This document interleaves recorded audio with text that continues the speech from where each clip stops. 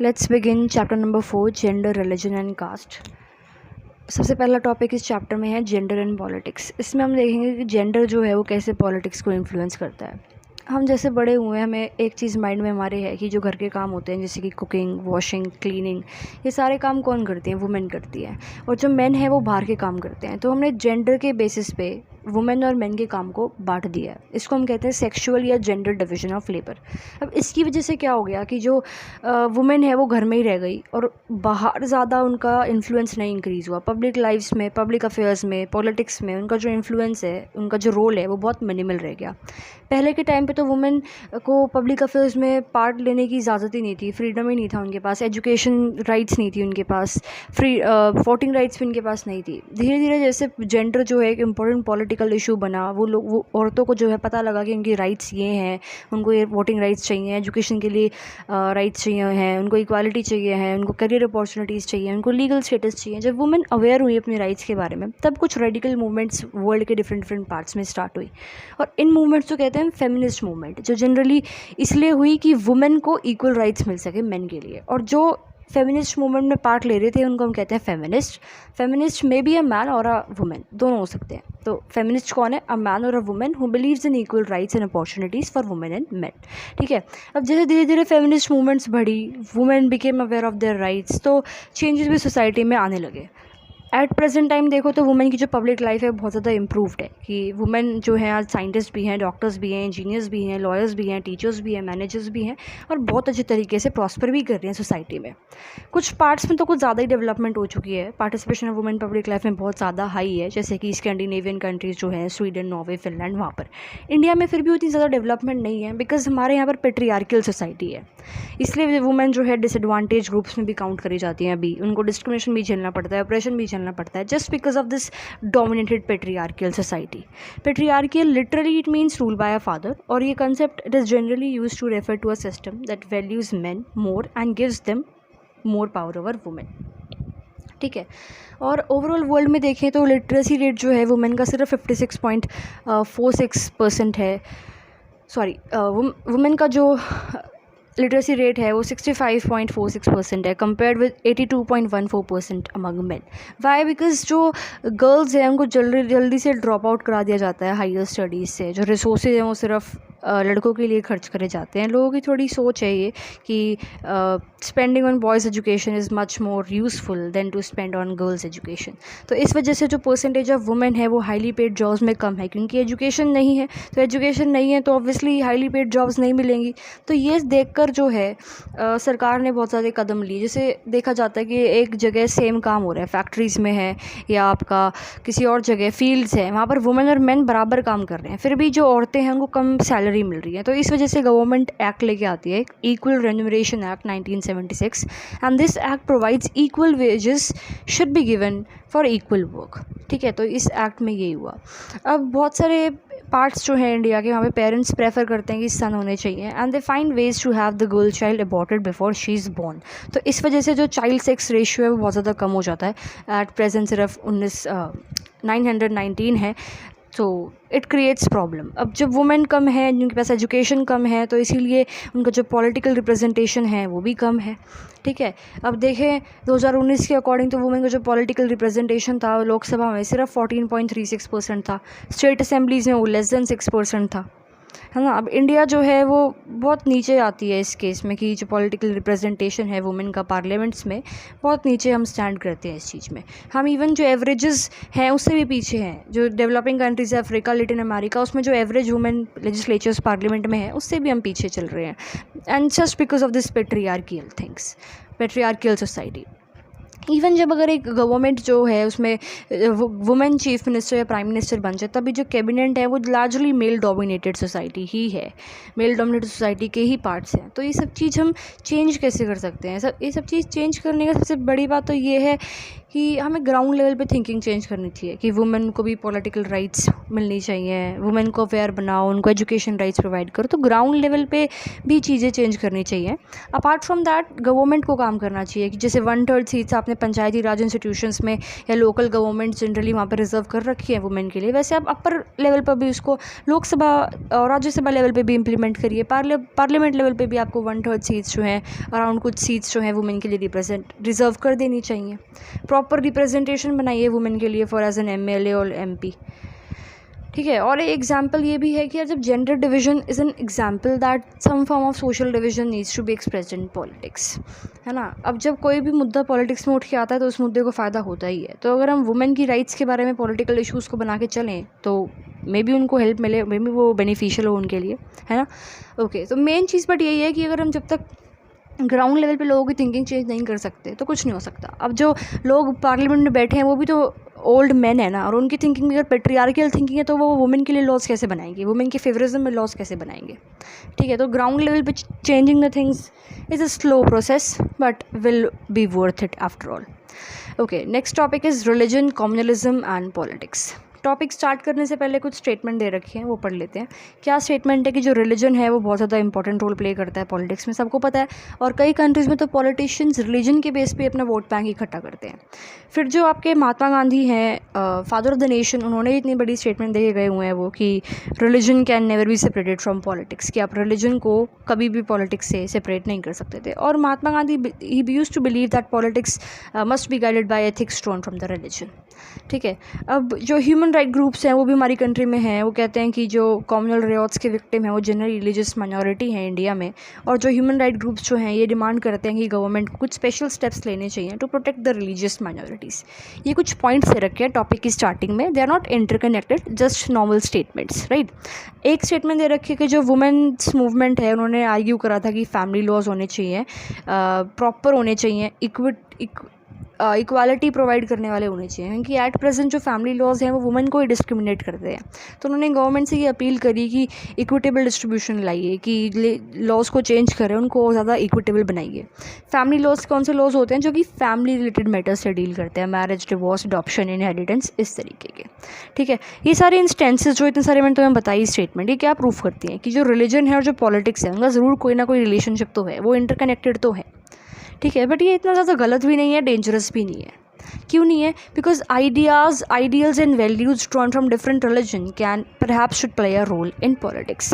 जो positive ideals हैं politics से, रिलीजियस से हम ले सकते हैं, रिलीजन से, और उसको पॉलिटिक्स में पॉजिटिव तरीके से यूज़ भी कर सकते हैं।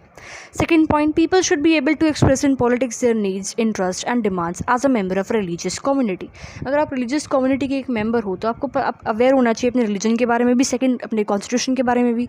और अगर आपको लगे कि कोई लॉ ऐसा आ रहा है जो कि आपके फंडामेंटल रिलीजन को हर्ट कर रहा है, फंडामेंटल रिलीजन के सेंटिमेंट्स को हर्ट कर रहा है, तो आपको अपनी नीड्स, अपने इंटरेस्ट, अपने डिमांड्स को एक्सप्रेस करना चाहिए सोसाइटी में openly. Fine. Third, those who hold political power should sometimes be able to regulate the practice of religion as to prevent discrimination and operation.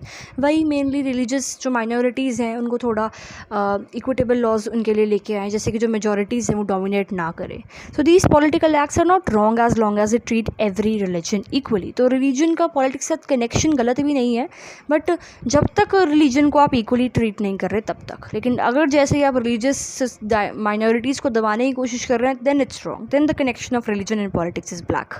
ठीक है। Next topic is communalism. अब देखो communalism होता क्या है? It is a situation when a particular community tries to promote its own interest at the cause of other communities, है ना। अब जो पॉलिटिक्स जिस तरीके से रिलीजन पॉलिटिक्स में यूज़ हो रहा है वो कम्युनल पॉलिटिक्स है। Communal politics is generally based on the ideal that religion is the principle basis of social community.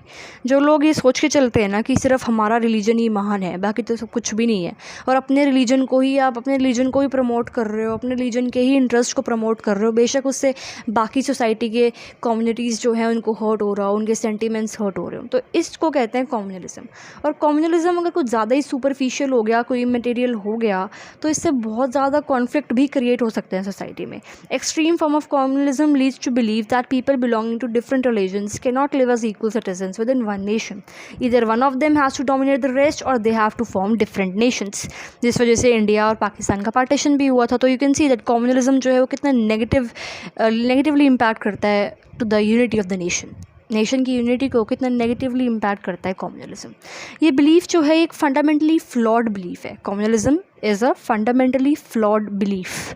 Negative term generally ये है कि people of one religion do not have the same interest and aspirations in every context. Obvious बात है ना, everyone has several other roles, positions and identities. All these voices have a right to be heard. Therefore, any attempt to bring all the followers of one religion together in a context other than religion is bound to suppress many voices within that community. और ये सब कुछ क्या है, negatively impact करेगा एक country की unity को, इंटीग्रिटी को, है ना। और कम्युनलिज्म जो है वो वेरियस डिफरेंट फॉर्म्स ले सकता है आपकी पॉलिटिक्स में।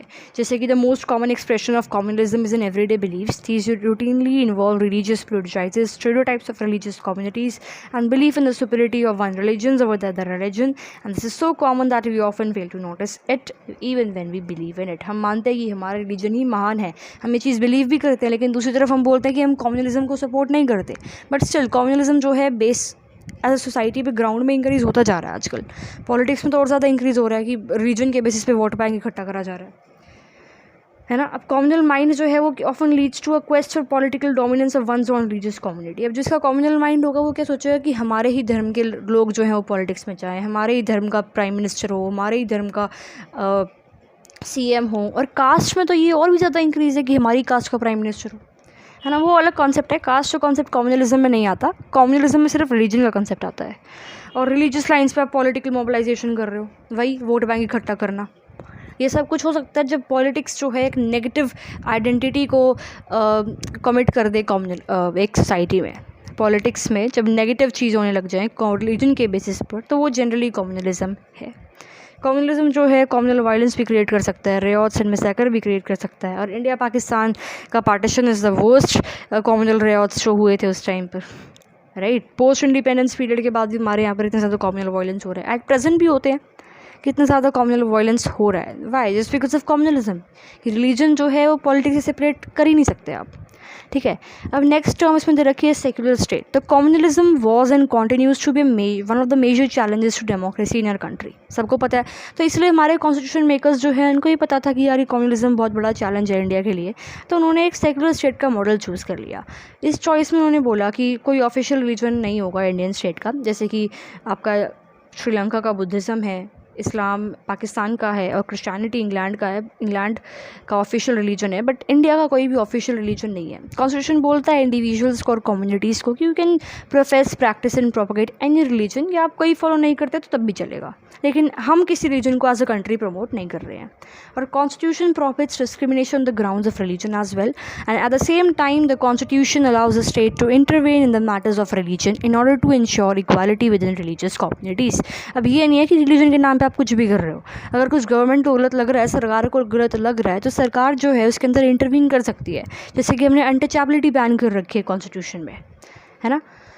अब next topic in the chapter is caste and politics. तो इसमें हम कास्ट एंड इक्वालिटीज़ की जनरली बात करते हैं कि जेंडर और रिलीजन के अलावा जो कास्ट डिवीज़न है वो भी इंडिया में स्पेशल है।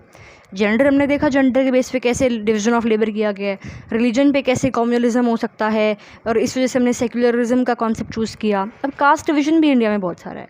सोसाइटीज़ में डिफरेंट काइंड की सोशल इनइक्वालिटीज़ हैं, डिवीजन ऑफ लेबर करा जा रहा है कास्ट के बेसिस पर। ऑक्यूपेशंस जो हैं वो जनरेशन टू जनरेशन पास हो रही हैं कि अगर मेरे पापा जो हैं वो लोहार हैं तो उनका जो बच्चा होगा वो भी लोहार ही होगा। इस टाइप की जो सोच है वो इंडिया में वो करती हैं आजकल भी। तो ये बाकी जो सोसाइटीज़ हैं, जो वेस्टर्न सोसाइटीज़ हैं, उससे हम अलग हैं कि हमारे यहाँ पर हेरिडिटरी ऑक्यूपेशनल डिवीजन जो है वो धर्म भी फैला रहा था। ऐसा बोलते हैं कई लोग कि हमारे जो रिलीजन है वो ये बोलता है कि हेरिडिटरी ऑक्यूपेशनल डिवीजन होना चाहिए, है ना, कि सेम कास्ट के ग्रुप जो हैं, जो इस कास्ट के लोग हैं वो ये काम करेंगे, इस कास्ट के लोग जो हैं वो ये काम करेंगे, या सेम कास्ट में शादी होगी, या दूसरी कास्ट के लोगों के घर पे जाकर आप खाना नहीं खा सकते। इस टाइप के बिलीव्स कुछ थे। Caste system was based on exclusion of and discrimination against the outdated groups, ठीक है। और फिर अनटचेबिलिटी की प्रैक्टिस होती है, जैसे लोअर कास्ट, जो सो कॉल्ड लोअर कास्ट लोग मानते थे कि भाई हम तो अपर कास्ट हैं, लोअर कास्ट हैं, तो जो लोअर कास्ट है उनको बहुत ज़्यादा डिस्क्रिमिनेशन झेलना पड़ता था। तो इसलिए जो पॉलिटिकल लीडर्स हैं, सोशल रिफॉर्मर्स हैं, जैसे कि ज्योतिबा फूले, गांधी जी, B.R. अम्बेडकर, पेरियार रामास्वामी नायकर, इन्होंने जो है एडवोकेट करा, इस चीज़ के बारे में लड़ाई करी और इक्वालिटी टाइप ऑफ एस्टैब्लिश करी, कास्ट इन इक्वालिटी को ख़त्म करा। ठीक है, कहाँ से? इंडिया से, जो कि अभी भी है, चल रही है कुछ प्रैक्टिसेस, पर धीरे धीरे जैसे एजुकेशन इंक्रीज़ होगी तो चीज़ें चेंज हो जाएंगी। फाइन। अब उनके जो एफर्ट्स हैं, सोशो इकोनॉमिक चेंजेस भी हमारे यहाँ पर सोसाइटी में चल रहे थे, जैसे कि इकोनॉमिक डेवलपमेंट हुई, अर्बनाइजेशन हुई, लिटरेसी एजुकेशन इंक्रीज़ हुई, ऑक्यूपेशनल मोबिलिटी बढ़ी, जो इस वजह से जो कास्ट हिरार्की के सिस्टम है वो ब्रेक डाउन होते जा रहे हैं। अर्बनाइजेशन क्या है? Which is shift of population from rural areas to urban areas. Occupational mobility means shift from one occupation to another, usually when a new generation takes up occupations other than those practiced by their ancestors. And what is caste hierarchy? A ladder-like formation in which all the caste groups are placed from the highest to the lower caste. ठीक है, तो जैसे जैसे education increase हुई, ये चीज़ें भी धीरे धीरे, कास्ट सिस्टम जो है, कास्ट हिरार्की जो है, धीरे धीरे लोगों के माइंड से वैनिश होने लगी और सोसाइटी जो है वो मॉडर्नाइज सोसाइटी या डेवलप्ड सोसाइटी के रूप में निकलने लगी। ठीक है, अब next topic is caste in politics, की कास्ट जो है वो पॉलिटिक्स को कैसे इन्फ्लुएंस करता है, कि पॉलिटिक्स में कास्ट की क्या इंपॉर्टेंस है ना। अब देखो, कास्ट जो है वेरियस फॉर्म्स ले सकता है पॉलिटिक्स में, कि जब पार्टीज़ जो हैं वो अपने कैंडिडेट्स को चूज़ कर रही हैं इलेक्शंस में, तो दिमाग में रखती हैं कि कास्ट कॉम्पोजिशन क्या है उस कॉन्स्टिट्यूएंसी का। तो गवर्नमेंट्स जो फॉर्म हो रही हैं, पॉलिटिकल पार्टीज़ जो हैं, वो ध्यान से सोच के समझ के काम करती है अपने वोट बैंक के चक्कर में। ठीक है, और जो पॉलिटिकल पार्टीज़ हैं, कैंडिडेट्स हैं इलेक्शन में, वो कास्ट सेंटिमेंट की उससे अपील करते हैं सपोर्ट गेन करने के लिए। तो यूनिवर्सल फ्रेंचाइज और जो 1 पर्सन 1 वोट जो है हमारे यहाँ पर सिस्टम जो है, उससे थोड़ी कॉन्शियसनेस लोगों में इंक्रीज़ हुई है कि हमें सिर्फ अपने कास्ट के लोगों को वोट नहीं करना, हमें जनरली देखना है कि नेशन के लिए कौन सा लीडर अच्छा है, उसको ही वोट करेंगे। ठीक है, the focus on caste in politics can sometimes give an impression that elections are all about caste and nothing else. ठीक है, जस्ट, और ये चीज़ ट्रू भी है। कई बार ऐसा सोचते हैं ना लोग कि इलेक्शन में तो सिर्फ कास्ट चल रहा है और तो क्या ही चल रहा है। ठीक है, अब जस्ट कंसीडर दीज, कुछ नेगेटिव पॉइंट्स भी हैं इससे। क्या है, बुक में दे रखे, देखो। First, no parliamentary constituency in the country has a single majority of one single caste, so every candidate and party needs to win the confidence of more than one caste and community to win elections. No party wins the votes of all voters of a caste or community. When people say that a caste is a vote bank of one party, it usually means that a large proportion of voters from the caste vote of that party. Many political leaders may put up candidates from the same caste if that caste is believed to dominate the electorate in a particular constituency. Some voters have more than one candidate from the caste, while other voters have no candidate from their caste. The ruling party and the sitting MP or MLA frequently lose election in our country, and that could not have happened in all castes and communities were frozen in their political references. तो ये चीज़ दिखाता है कि बेशक cast matter करती हो politics में, electoral politics में, बट जो वोटर्स हैं उनका जो अटैचमेंट बेशक हो पॉलिटिकल पार्टी से, उनकी कास्ट से बिल्कुल अटैचमेंट हो, लेकिन स्टिल एजुकेशन की वजह से लोग जो हैं उन लोगों को चूज़ करते हैं देश के लिए जिनकी परफॉर्मेंस अच्छी है और जिनको लगता है कि वो देश की भलाई के लिए काम करेंगे। ठीक है, अब पॉलिटिक्स इन कास्ट भी एक कॉन्सेप्ट दे रखा है। अभी तो हमने देखा कि कास्ट जो है वो पॉलिटिक्स को क्या करती है। ठीक है, पॉलिटिक्स भी कास्ट सिस्टम को और कास्ट आइडेंटिटीज़ को इन्फ्लुएंस करता है। Politics to influence it. ठीक है, कि कैसे इन्फ्लुएंस करता है। It is not politics that get caste ridden, it is caste that get politicised. जैसे कि each caste group tries to become bigger by incorporating with neighbouring caste और sub caste which were earlier excluded from it. New kinds of caste groups have came up in the political arena like backward and forward caste groups. तो caste जो है वो different kinds of roles play करता है politics में. In some situations, expression of caste differences in politics gives many disadvantaged communities the space to demand their share of power. जो कि एक पॉजिटिव पॉइंट हो गया कि कास्ट अगर एक इंपॉर्टेंट रोल पॉलिटिक्स में प्ले कर रहा है तो जो लोअर कास्ट के लोग हैं वो अपनी राइट्स को बोल सकते हैं जाकर गवर्नमेंट के सामने. कुछ several political non political organisations have been demanding and educating for an end to discrimination against particular caste for more dignity and more access to land resources and opportunities. ये सब चीजें क्यों हो रही है? बिकॉज कास्ट जो है politics को इन्फ्लुएंस करता है. At the same time, exclusive attention to caste can produce negative results as well. As in the case of religion, politics based on caste identity alone is not very healthy in a democracy. It can divert attention from other pressing issues like poverty, development and corruption. तो caste politics negative चीज़ भी है, positive भी है. Positive इस sense में है कि कि जो कास्ट माइनॉरिटीज़ हैं वो अपनी डिमांड्स, अपनी राइट्स को गवर्नमेंट के सामने बोल सकती हैं। और नेगेटिव चीज़ ये है कि अगर गवर्नमेंट सिर्फ कास्ट पे ही ध्यान देगी तो बाकी जो चीज़ें हैं, पॉवर्टी, डेवलपमेंट, इस चीज़ से जो है उनका अटेंशन डाइवर्ट हो जाएगी गवर्नमेंट की, राइट। तो हर चीज़ के पॉजिटिव नेगेटिव्स भी होते हैं, तो वो समझना थोड़ा इम्पॉर्टेंट है। और हर चीज़ को न्यूट्रल लेके चलें सरकार, तो ज़्यादा अच्छे से वर्क करेगी गवर्नमेंट्स भी और कंट्री भी, ठीक है। So this was the whole chapter and it is much completed. No need to read anything else, and thank you so much.